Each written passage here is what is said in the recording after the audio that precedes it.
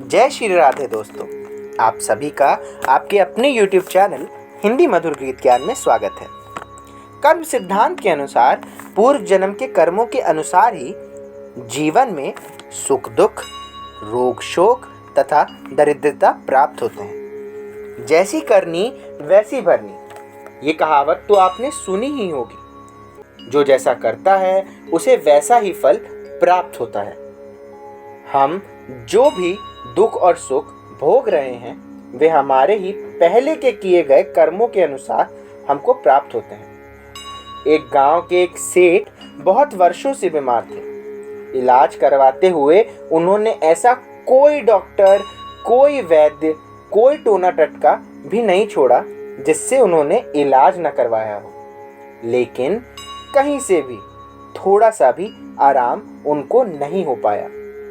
एक बार सेठ अपने परिवार के साथ पूजनीय श्री देवराह बाबा सरकार के दर्शन करने के लिए आए। वो सेठ जब बाबा के सामने आए तो बहुत ही दुखी मन से श्री देवराह बाबा से कहा, बाबा, मैं एक गांव में सेठ हूँ।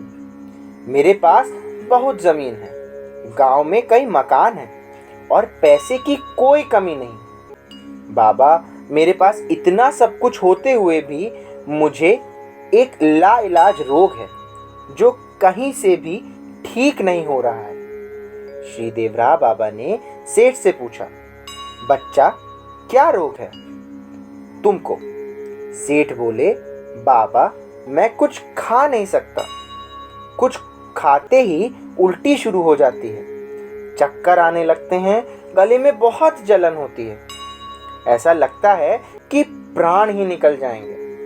बाबा, मेरे पास सब कुछ होते हुए भी मैं कुछ खा नहीं सकता।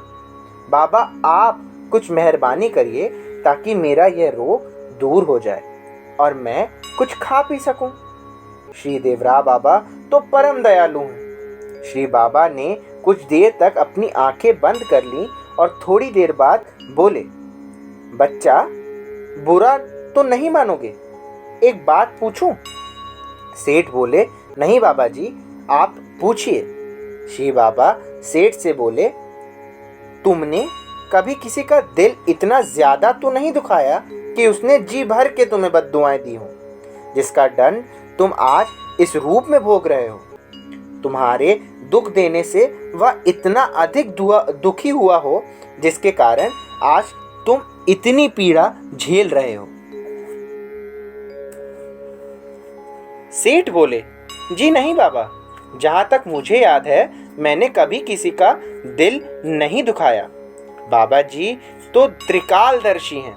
श्री बाबा सेठ से बोले, बच्चा, याद करो और सोचो, तुमने कभी किसी का हक तो नहीं छीना, या तुमने किसी की रोजी रोटी या किसी के साथ अनिष्ट किया हो, या फिर किसी का हिस्सा जबरदस्ती तुमने खुद तो नहीं संभाल रखा। श्री बाबा की बात पूरी होते ही सेठ खामोश हो गए और शर्मसार होकर बाबा से बोले, बाबा जी, मेरी एक विधवा बहन है। उसकी ज़मीन की देखभाल करने वाला कोई नहीं था, इसीलिए मैं ही उसकी ज़मीन की देखभाल करता था। मेरी बहन इस वक्त अपने ससुराल में रहती है। वे अपनी ज़मीन मुझसे वापस मांगती थी। मैंने सोचा इस ज़मीन को कहीं वे अपने बेटों के नाम ना कर दे। इस डर से मैंने उसको कुछ भी नहीं दिया। बाबा जी बोले, एक तो तुम्हारी बहन विधवा है और उसकी जमीन भी तुमने उसको नहीं दी, उसका घर खर्च कैसे चलता होगा? बाबा जी सेठ से बोले, आज ही अपनी बहन के घर खर्च के लिए उसको कुछ रुपए भेजना शुरू कर दो। सेठ ने बाबा जी के कहने पर रुपए भेजना शुरू कर दिया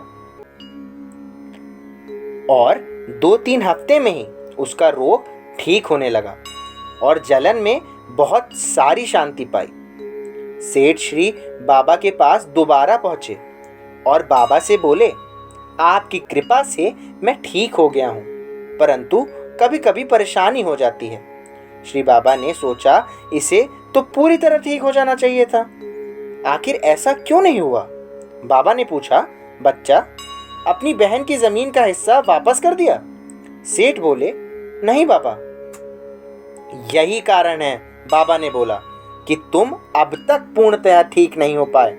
बाबा जी ने कहा, बहन का पूरा हक इज्जत से बुलाकर नहीं दोगे तो इसी तरह कष्ट भोगते रहोगे। वे अपनी ज़मीन जिसे चाहे दे या उसकी मिल्कियत है, जानते हो वो कितना रोती रही होगी, कितना जलती रही होगी। तभी तुम्हें जलन हो रही थी, तुमने उसका हिस्सा क्यों हड़पा? जरा सोचो, मरने के बाद तुम्हारे साथ क्या जाएगा?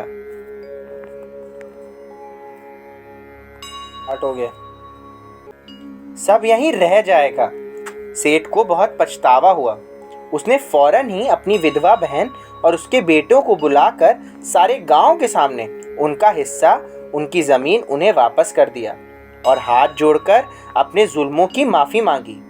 उसकी बहन ने उन्हें माफ़ कर दिया और खुश होकर सेठ को और उनके पूरे परिवार को बहुत बहुत आशीर्वाद दिया। सेठ का रोग पूरी तरह ठीक हो गया। दोस्तों, इससे हमें यही सीख मिलती है कि किसी की दुख भरी आहें मत लो, ये अनेक रोगों को निमंत्रण देती है। याद रखो, परमात्मा की लाठी में आवाज़ नहीं होती। दोस्तों, बाबा की सुंदर कथाएं हमको यही प्रेरणा देती हैं कि हमें अपने कार्य करते समय हमेशा भगवान का स्मरण करते रहना चाहिए, मर्यादा के साथ अपना जीवन यापन करना चाहिए और प्रभु की भक्ति के साथ गौ माता की सेवा करनी चाहिए। दोस्तों, हमेशा याद रखो, जैसी करनी वैसी भरनी। आप अच्छा करोगे तो अच्छा मिलेगा, आप बुरा करोगे तो बुरा मिलेगा। इसीलिए भूल से भी किसी को दुख ना पहुंचाएं, किसी का हक ना मारें, इसी में भलाई है। अब मैं अपनी वारी को विराम देता हूँ। नमो नारायण।